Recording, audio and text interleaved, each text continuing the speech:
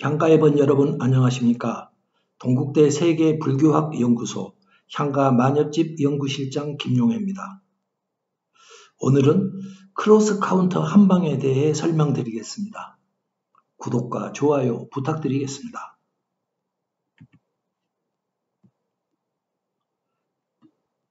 한국과 일본은 지난 100년 동안 광개토 대왕비 해독을 둘러싸고 큰 싸움을 벌이고 있습니다. 여러 분야 사람들이 엉켜 있습니다. 정말 큰 판입니다. 일본이 이를 벌렸고 한국이 반격하고 있습니다.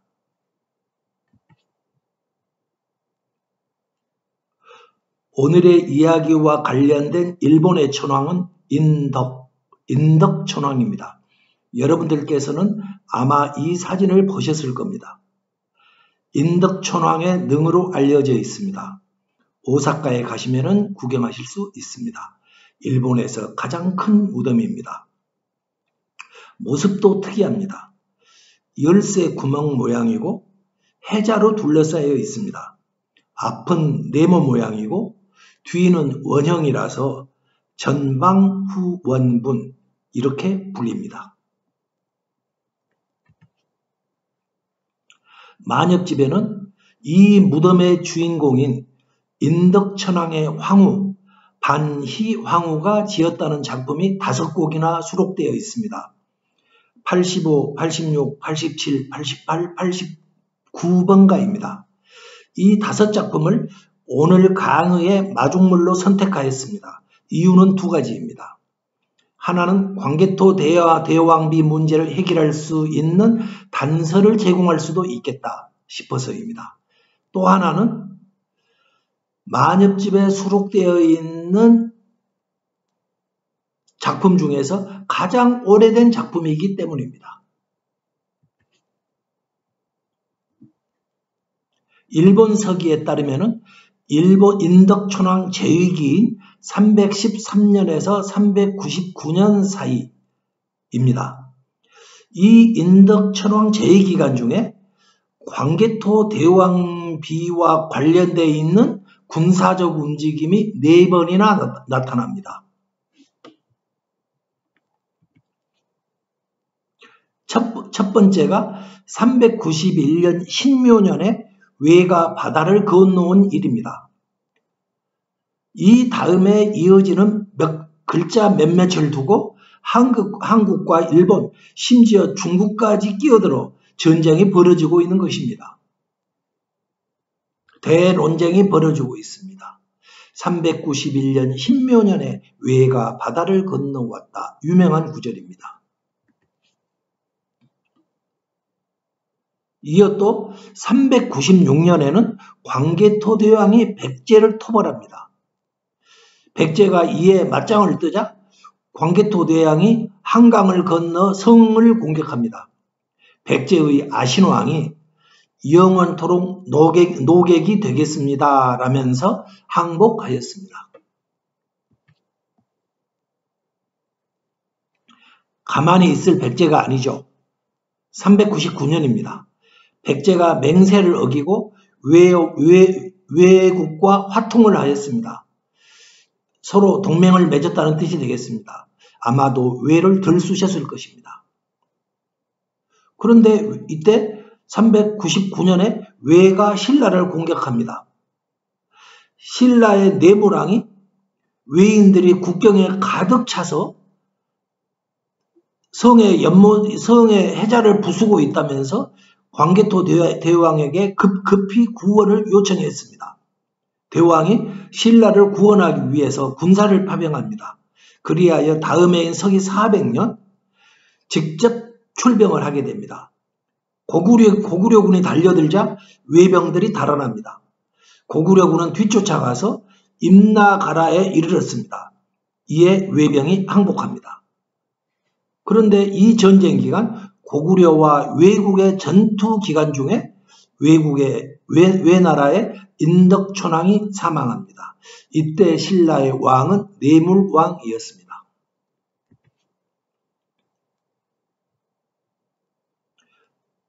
인덕천황의 정비가 반희황후입니다. 반이황후가 만엽집 85번가부터 89번가까지 5개의 작품을 만들었다고 합니다. 제가 이들을 향가 제작법으로 풀어보았습니다. 그랬더니 모두가 인덕천왕 사망 직후의 작품들이었습니다. 이 말은 고구려와 외국의 전투 기간 중에 만들었다는 소리가 됩니다. 이들 5개를 풀어보겠습니다. 먼저 85번가부터 시작하겠습니다. 제가 풀이 결과를 낭송하겠습니다. 임의 장례 행렬이 길어지게 되었네. 산에서 임을 맞이하오리까? 행렬을 기다리까? 기다리까?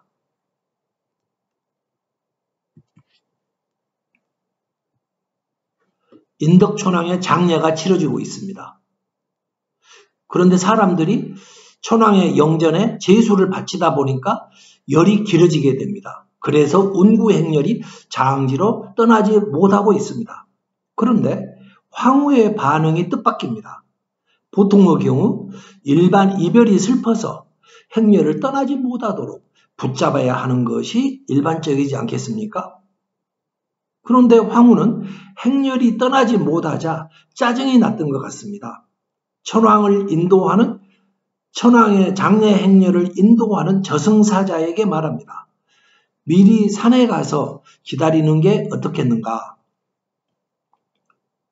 저승사자가 먼저 산에 가 있으면 행렬이 바로 뒤따라 올 것이니 산에 가서 기다리자, 이런 뜻입니다. 행렬이 빨리 장지로 갔으면 좋겠다, 이런 뜻입니다. 황후에게는 무엇인가 곡절이 있는 것 같습니다. 그런데 장례일이 399년 12월 7일의 일이었습니다. 그러니까 내용으로 보아 이 작품은 서기 399년작이 분명합니다.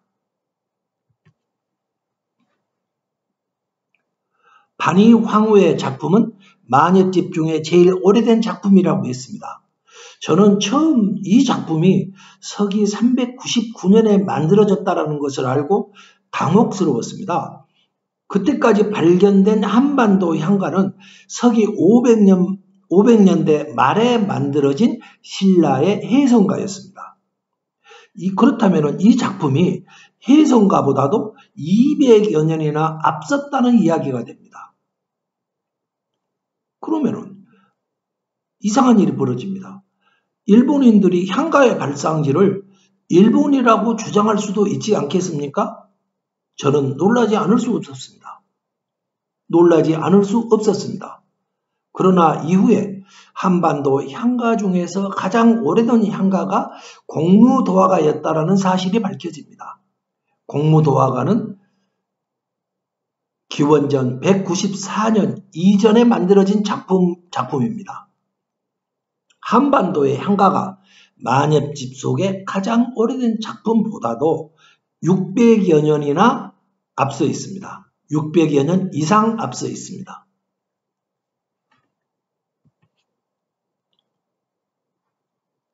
(85번가를) 해독한 결과 또 하나 놀라운 사실이 있었습니다. 이 작품이 한반도어로 불려졌다, 이 사실입니다. 함께 확인해 보시죠. 셋째 구절입니다. 끝에 세 글자는 대이가라는 한자로 끝납니다. 대는 기다리다 대, 이는 아름다운 모양 이, 가는 군주의 칭호 가입니다. 이 세 글자를 뜻과 발음으로 이어보면은 기다리다 플러스 이 플러스 가가 됩니다. 그러면은 기다리다는 뜻에다가 이와 가라는 발음을 붙이게 되면은 기다리가가 됩니다. 기다리가. 이 기다리가는 한반도어 기다리까, 이 말이 되겠습니다. 그런데 기다리가에서 이와 가는 소리 글자입니다. 기다리다는 뜻입니다. 제가 이번 강의에 앞서서 서기 28년 신라가 소리 글자 표기법을 만들어냈다, 그렇게 말씀드렸습니다.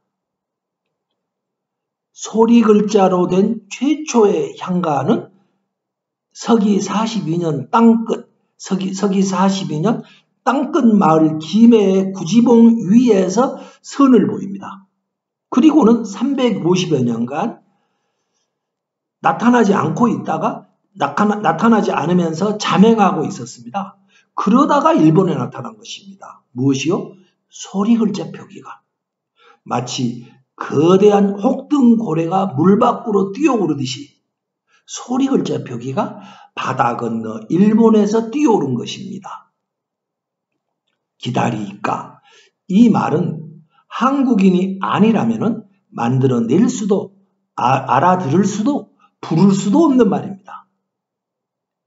85번가의 작자 반희황후는 능란한 한반도의 구사자였던 것입니다.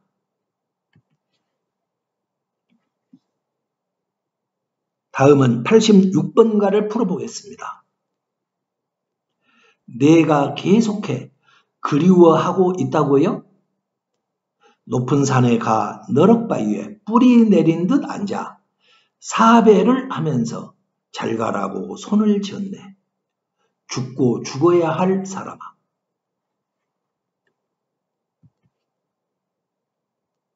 (86번가의) 내용이 놀랍습니다.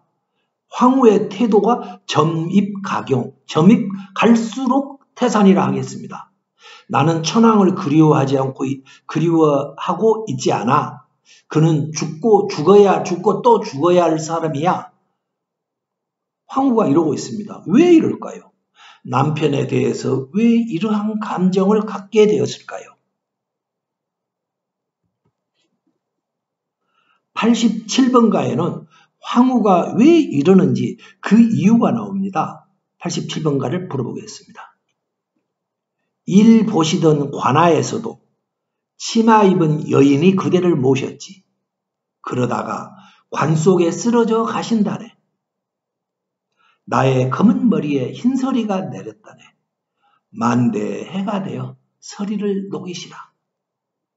여기 사진이 인덕천왕과 반희 황후회입니다. 일본의 야후 저편에서 다운받아 가지고 왔습니다.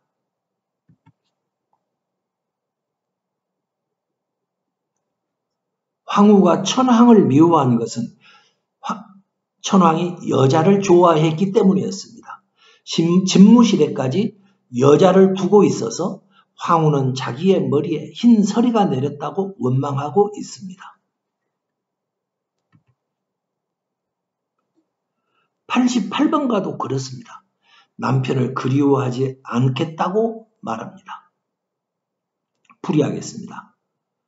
가을밭 이삭우에 안개가 끼었다고 거치듯 아침인가 싶었더니 저녁 노을 물드네.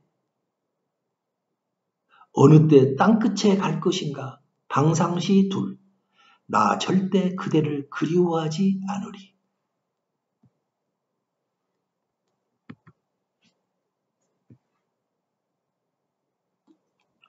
추전은 고유명사로 쓰이고 있습니다.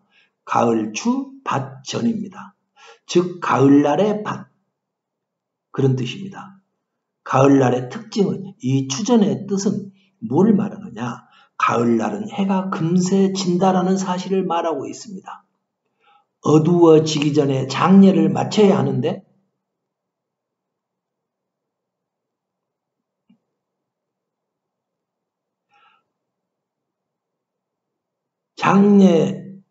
행렬 앞에 방상시라는 놈이 가을날은 해가 빨리 지는지를 모르고 행렬의 맨 앞에 서서 해차를 부리고 있습니다.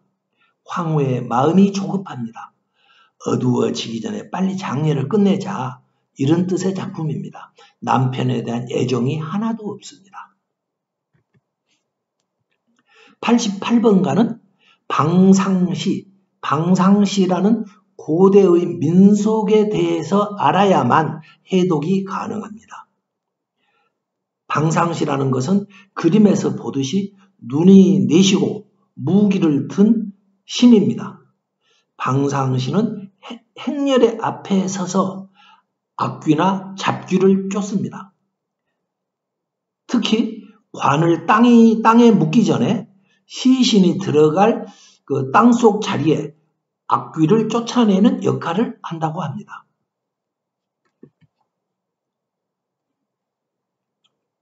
다섯 번째 작품 89번가입니다.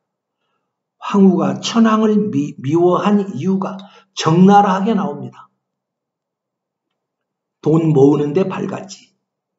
그대를 시중들던 늙은 엑스들에게 구슬을 주는데 재능이 있었지. 나의 검은 머리에 서리가 내렸다네. 아무렇게나 마구 내달리는 글.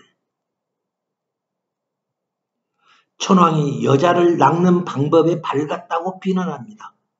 바람둥이라는 뜻입니다. 돈을 모아서 여인들에게 구슬을 사주었다고 원망합니다.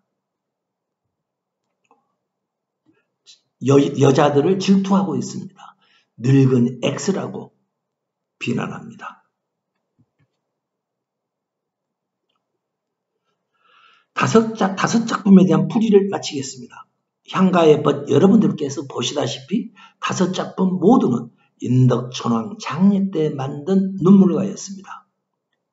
이 두 가지 사실이 확정됩니다. 하나는 이 작품들이 399년에 만들어진 게 분명하다는 사실입니다. 또 하나는 작자가 만엽집에 기록된 대로 황후라는 사실입니다. 천황의 여성 행각을 질투할 사람은 황후 말고는 없습니다. 황후 외에 다른 사람 누가 천황의 여성 편력을 비난하겠습니까? 다시 광개토 대왕비로 돌아가 보도록 하겠습니다. 아까 말한 5개의 작품이 만들어진 때는 서기 399년이었습니다. 이 해에 국제정세가 급박하게 돌아가기 시작합니다. 391년, 신묘년입니다. 그 해에 외가 바다를 건너오면서 동북아에는 고구려, 백제, 신라, 외가 뒤얽힌 국제전이 벌어집니다. 고구려와 신라가 한 편을 먹었고 백제와 외가 또 한 편을 먹었습니다. 한 몇백 년 후에 백제가 멸망할 때와 비슷하게 편을 먹었지요. 전쟁 결과 백제가 고구려에 항복하였고 외는 항복한 데 이어서 인덕천왕까지 399년에 사망합니다. 광개토 대왕은 최종적으로 승리를 거머쥐었고 동북아의 팍스 고구려의 시대를 열었습니다. 이때 일어난 이 전쟁을 두고 현대에 들어서 한국과 일본의 연구자들이 100년 동안이나 대전쟁을 벌이고 있습니다. 일본에서는 이렇게 말합니다. 서기 300년대 후반이라면 아까 391년이라고 그랬죠. 이때는 광개토 대왕이 팍스 고구려의 시대를 막 열기 시작할 때입니다. 외가 가야 지역에 임나 1본부를 설치하고 가야를 지배했다. 일본 사람들이 이렇게 주장하고 있습니다. 그리고는 그 증거로 바로 이 광개토 대왕 능비의 신묘년 기록을 내놓습니다. 그 기록은 이렇습니다. 일본인들의 풀이입니다. 신묘년에 외가 바다를 건너와서 백제, 신라를 파하고 신민으로 삼았다. 일본인들은 바로 이 구절이 임나 1본부의 증거라고 합니다. 우리는 이에 대해서 턱도 없는 소리다. 날조라고 반박하고 있습니다. 한국과 일본의 전문가들과 소설가, 유튜버들까지 전쟁에 참여하였습니다. 각자의 입장이 빗발칩니다. 큰 싸움이 벌어지고 있습니다. 그런데 제가 일본의 역사서들을 검토하는 과정에서 지난 100년 동안 한일 역사전쟁 참전자들이 매우 중요한 사료를 관가하고 있다. 이 사실을 알게 되었습니다. 매우 중요하나 한국과 일본의 연구자들이 놓치고 있는 것, 그것은 광개토 대왕이 항복을 받아냈던 외국의 군 통수권자 인덕천왕 때 만들어졌던 향가들입니다. 모두 49곡이 있었습니다. 일본의 핵심 역사서인 고사기에는 23곡, 일본 서기에는 21곡, 만엽집에는 5곡이 수록되어 있었습니다. 모두 49곡입니다. 얼마 되지 않는 역사서에 들어있는 양으로는 상당한 양입니다. 양도 양이지만은 그 사료 중에서 차지하는 비중도 매우 컸습니다. 저는 일본 열도에서 만들어진 향가들을 연구하다가 일본인들이 이 향가들을 100% 다시 강조합니다. 100% 잘못 풀어놓고 있다. 이 사실을 알게 되었습니다. 저는 일본인들은 원칙적으로 예외적이 않다면 열도 향가를 풀 수 없다고 주장하고 있습니다. 두 가지 이유 때문입니다. 첫 번째 이유는 향가가 고대 한반도어로 표기되어 있기 때문입니다.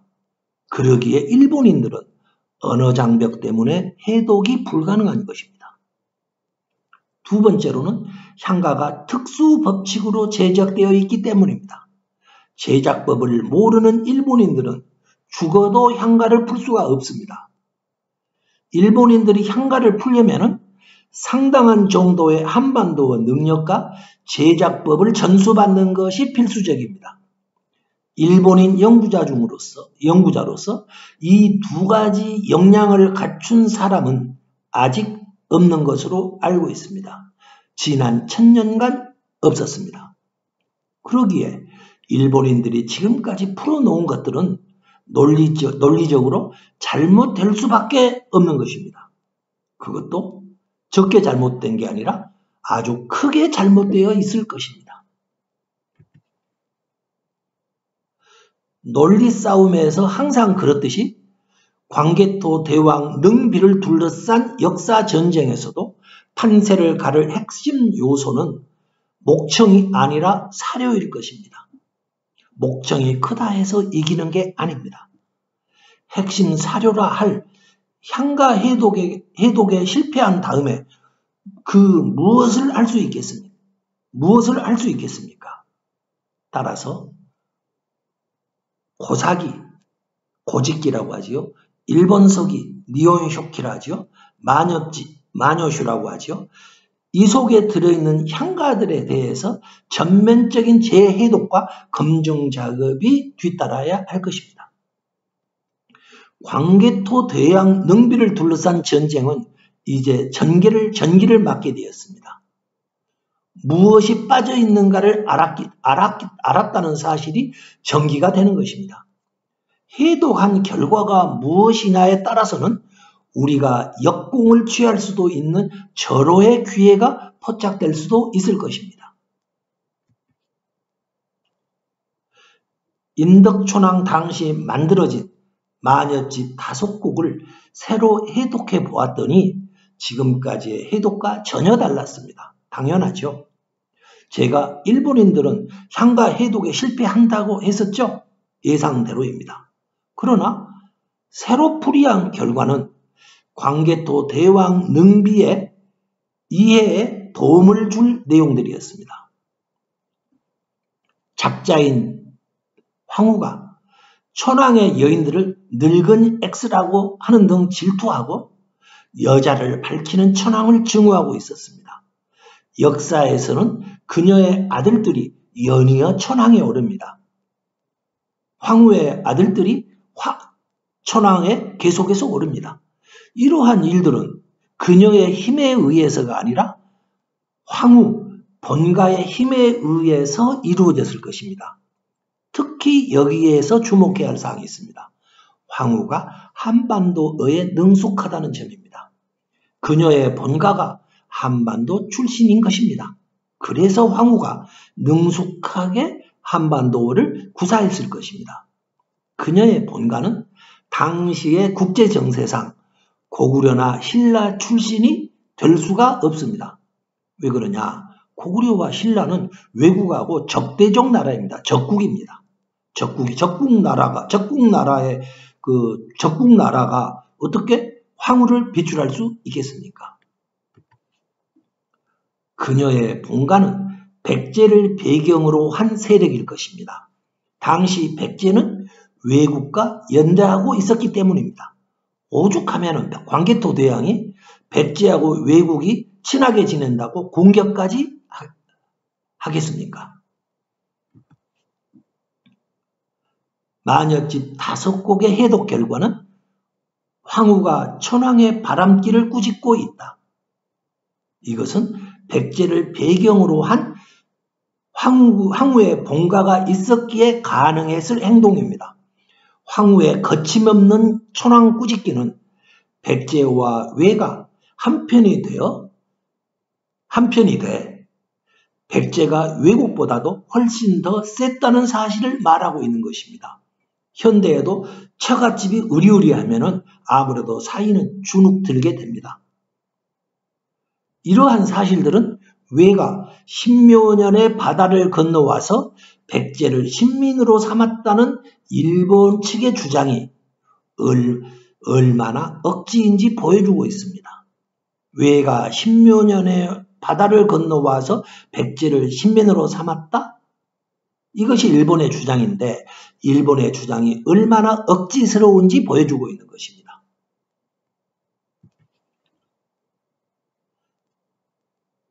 인덕천왕 당시에 고사기, 일본서기, 그 속에 들어있는 향가들은 전면적으로 다시 검토되어야 합니다. 그러나 아직 검토되지 않고 있습니다. 그 결과 그 향가들 속에 어떠한 내용이 들어있을지 아무도 모릅니다. 혹시 저도 모릅니다. 아직 풀어보지 않았습니다. 혹시 일본 측의 임나 1본부서를 깨뜨릴 직접적 증거가 들어있을지도 모릅니다. 인덕천왕 당시의 향가에 대해 조직적이고 체계적인 해독이 반드시 있어야 할 것입니다. 향가를 해독해낼 향가 제작법은 공개되어 있습니다. 논문과 저의 저서로 공개되어 있습니다. 시간 문제일 뿐입니다. 일본인들도 고사기, 일본서기, 마녀집 속의 향가들을 조만간 해독하기 시작할 것입니다. 일본인들이 먼저 풀면 어떠한 일이 일어날까요? 광개토 대왕 능비처럼 자신들의 시각으로 풀어내고 이상한 주장을 할 것입니다. 그 뒤에 결과가 예상되시나요? 아마 나라가 뒤집어질 것입니다. 6.25는 난리도 아닐 것입니다. 우리나라 광개토 대왕 능비를 연구하시는 여러분들께도 각별한 부탁의 말씀 하나가 있습니다. 향가 제작법에 주목해 주십사, 이런 말씀입니다. 향가 제작법은 사실 그다지 어렵지 않습니다. 광개토 대왕 능비 해석 문제는 개인 차원의 문제가 아니라 국가 차원의 문제라고 생각합니다. 향가 해독에 국가의 관심이 필요한 이유입니다. 인덕천왕 향가 49곡은 광개토 대왕 능비와 임나 1본부를 둘러싼 역사 전쟁의 판세를 바꿀 수 있는 핵심 사례가 될 것이라고 저는 생각합니다. 권투 경기에서 앞뒤 안 가리고 무모하게 밀고 들어오는 선수의 턱을 크로스 카운터로 때리면 다운을 빼앗을 수 있습니다. 광개토 대왕 능비에 있어 일본인 연구자들의 태도가 꼭 유야 같이 마구잡이로 들어오는 선수와 같다고 생각합니다. 이러한 선수에게는 턱의 한 방을 정확히 가격시키는 것이 필요합니다. 일본인들 입장에서 볼 때 자기들 것으로 알았던 마녀병가가 거꾸로 자기 턱을 향해 날아오리라고는 아마도 생각지도 못하고 있을 것입니다. 논리와 사료로 백년 전쟁을 종식시킵시다. 낯선 내용 들어주셔서 감사드립니다.